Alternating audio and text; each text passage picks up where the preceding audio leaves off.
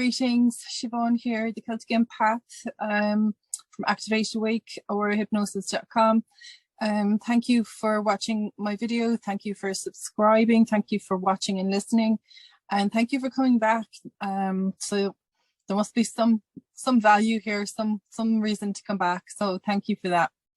And thank you to all of my new subscribers and people that have found me and that are, finding us from this spiritual lightworker community, the truther community. I don't know, there's many names now for us.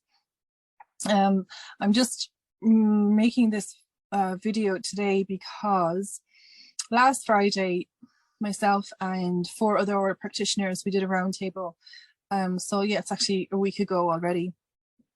And we did a roundtable interview, and I was really honored and grateful to be invited to be part of that. It was a really special occasion, and it was great as kind of the only, so far, the only Irish practitioner still on the island who is qualified and practicing as an A.U.R.A hypnosis therapist and R.A.A.H Reiki therapist. So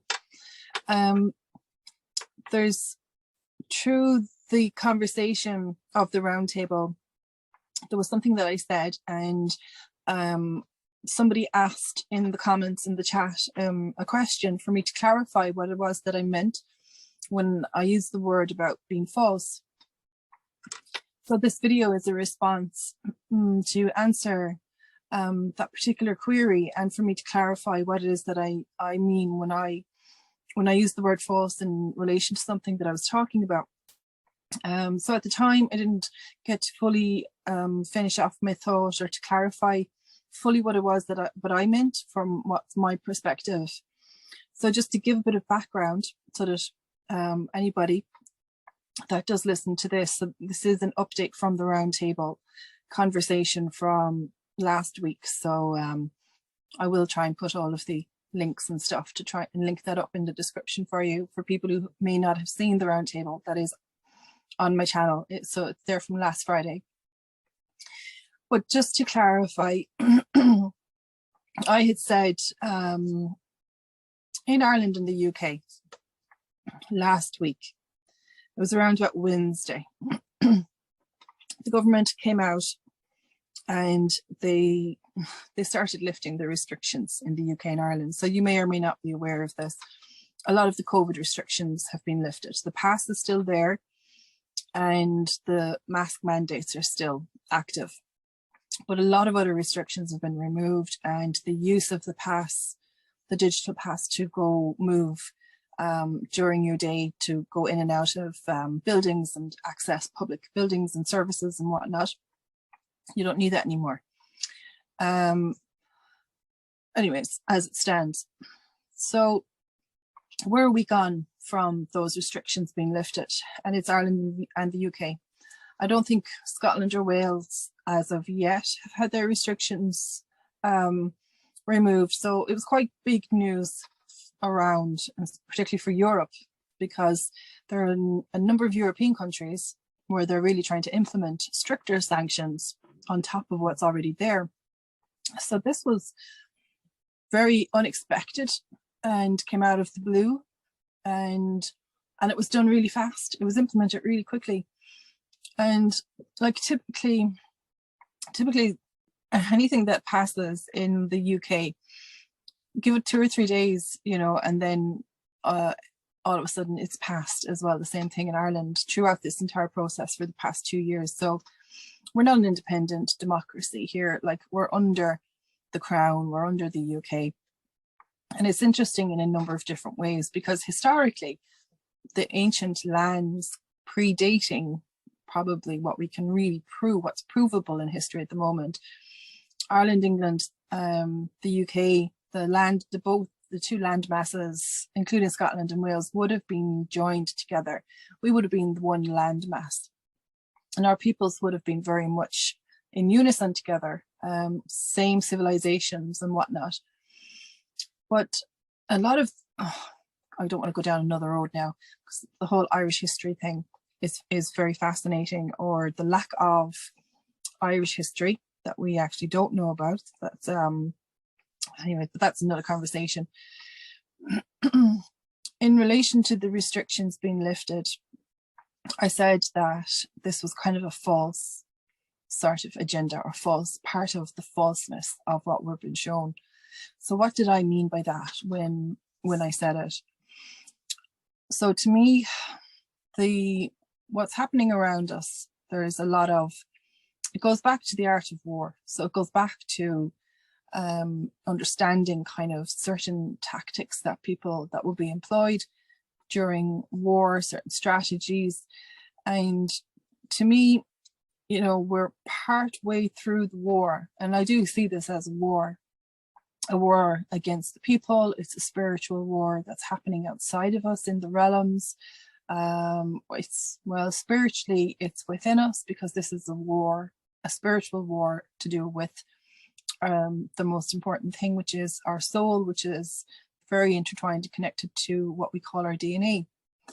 And so this I could have a bit of a, you know, spiritual new agey vibe or answer to this as well, which a lot of people may not be on board with at all. But I can still come at this from an actual practical, on the ground, psychological understanding of this as well. And the psychological understanding is that in war, many tactics are employed in order to control people. I mean, like, we've been so badly controlled. And historically in Ireland, we've been under an awful lot of control. And to control people, particularly in the way that we've been controlled, but really the history of war is inflicting trauma upon people. If you can in place as much amount of trauma onto the psyche of an individual, a group, or a nation, you can basically get to control them. Because if that person is in a position to succumb to your tactics, to your control, so there's a certain victimhood mentality, or more so what I would even say a slave mentality. And historically, there's many reasons why I will refer to this as a slave mentality, but I'm not going to go into the history of it now, because that is a long conversation. There is a long history of Irish slavery as well, not a part of our history. So over hundreds of years, let's just stick with hundreds of years, let's not even go back to thousands, an awful lot of trauma has been inflicted on the Irish psyche. So I can only talk to what I meant in relation to Ireland at the moment, what's happening. So a lot of trauma has been inflicted. When trauma is inflicted, it's a way, many different methods can split the mind, split the psyche. And then there has to be something that will help to traumatically bond also the slave. And I'm going to refer to us as being the slaves at the moment, the slave to the master, to the person who's, God forbid, has kidnapped you, you know, or these horrible war situations. If you're a prisoner of war, we kind of are prisoners of war. So there's the infliction of the trauma, and then there is the bonding part. And for me last week, I felt like that was going on. I felt like another massive trauma was inflicted upon the Irish people, and I'm going to explain why. And then we were given our freedom, or, you know, a lot of people unfortunately referred to it as, you know, getting their freedom. The government was giving them their freedom. And I felt quite abhorrent at the slaves' reactions to the masters and the overlords giving them their freedom. And the reason to me why I saw this as being another art of war and another psyop on people is that just before the week prior to the government coming out with this new wonderful news, and it was before the UK started to come out with, when they started to suggest that they were going to lift restrictions, and I'm talking within days here, there was an awful tragedy happened in Ireland to a young girl in the county of Offaly. And It was horrible, and it rippled throughout the whole country. And without a shadow of a doubt, a lot of people were extremely upset. People went into horrendous grief and pain for what happened to this young girl, 23-year-old, up in Offaly. And I was looking at this and thinking, my God, like, as if people need this now on top of everything else. And this is more trauma. People are already traumatized from the past 2 years. And then we get to this point and it's like, my God, like, this is massive. A terrible tragedy happened, and it had ripple effects throughout the whole island, and it went right down to the children. This is very important as well. And this young girl that was murdered in broad daylight was also a primary school teacher, only just began her career, and she was a primary school teacher to small kids.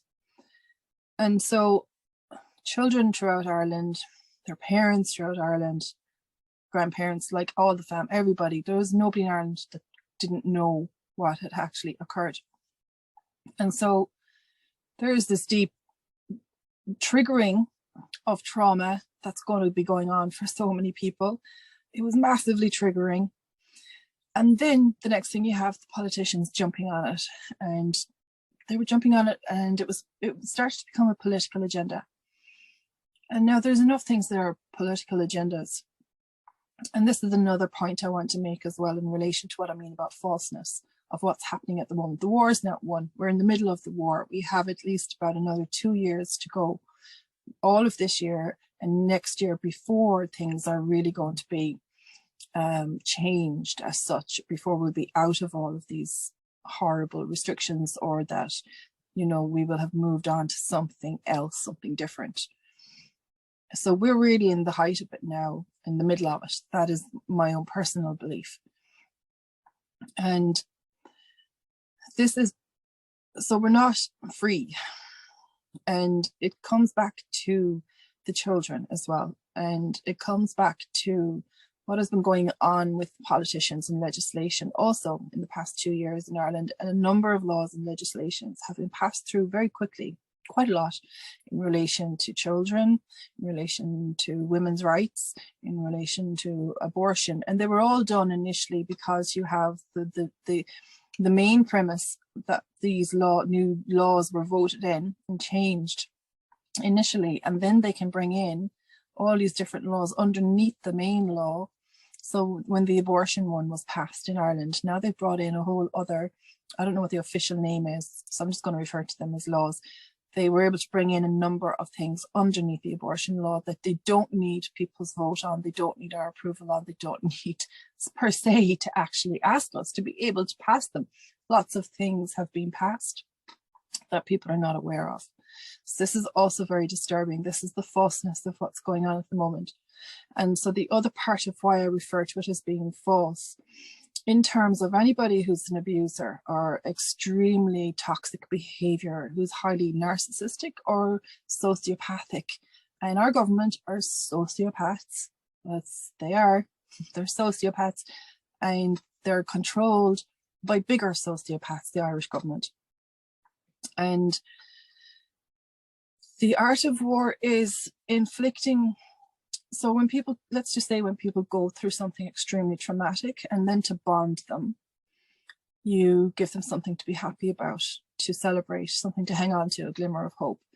And so I saw this playing out a little bit, where we went from something deeply traumatic, and then literally within, by the time this poor girl was buried, by the weekend, people were celebrating within 3 days later. How can you go? How can the human psyche go from being, I mean, this rippled through the country, what happened to this poor girl, and it became a political agenda. I know that people were silenced on being able to ask questions and speak up about it, and about women's rights laws that are going through the Dáil at the moment that they're trying to change. And then this whole like agenda of how men need to step up and listen, become better listeners to women. There's a number of different agendas that are going on around at the same time. It's all distraction, you know, it's all chaotic. you know, people, they don't know if they're coming or going. And this is the art of war, is putting people into this, what's this thing, a centrifuge thing, and people don't know. They don't know, and it gets harder for people to see through it. It gets, because there's more and more emotions being loaded on. So we went from extreme low, and then we went to celebration. And a lot of people, unfortunately, actually genuinely were like celebrating in Ireland at the weekend about the restrictions being lifted. And sure, I mean, I certainly do see this as a step forward. There is something changing. And I can definitely say since the 12th of December 2021, there's been a change.